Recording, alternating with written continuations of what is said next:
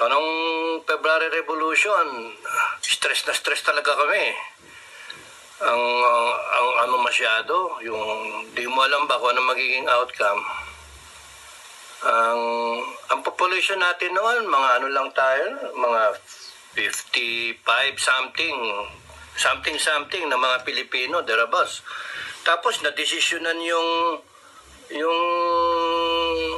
kainat na ng Pilipinas ng mga 2 million or less than 2 million na Pilipino sa EDSA.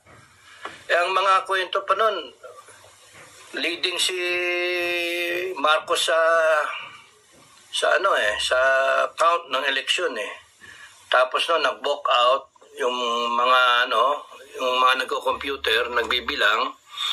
And then ayan na, tapos noon nagdeklara si